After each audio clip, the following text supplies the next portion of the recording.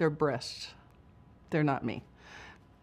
They're just things. And yeah, the morning of it, looking in the mirror, I was like, well, buds, you're on your way out.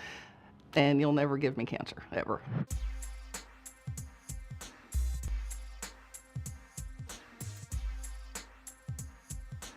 I graduated from high school in 1979. We moved to Colorado close to that time, and I went to the Air Force Academy, and it was a beautiful campus, and the guys looked really cool in their uniforms. And so I decided one day walking home from high school, no kidding, I guess I'll be an Air Force pilot. And I was the only woman in a class of 60 men. My flight surgeon thought I should not fly for a while after I had mastectomy, so I guess maybe he was right. It turned out when I had to tell one of the other guys, he said, oh, my wife has done the same thing. So all of a sudden you begin to understand that it's not just you. There's a lot of women that have dealt with anything pertaining to breast cancer. So my grandmother had a radical mastectomy, which back then, I was little, maybe 10. They took the whole chest wall, and there was this giant, it was really quite not good. And they didn't do a lot of reconstruction, so she wore this god-awful bra with a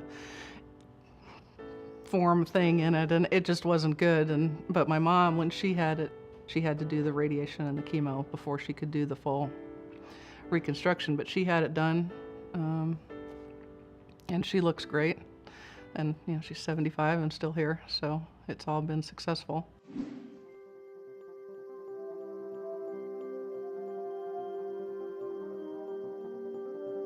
I had been doing that for 15 years, having a mammogram every single year.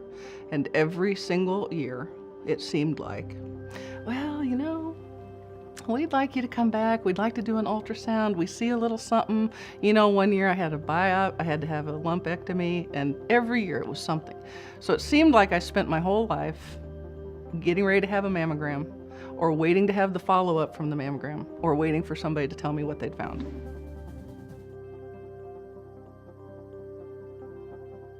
If I had a 1 in 2 chance of winning the lottery, I'd have one ticket right now.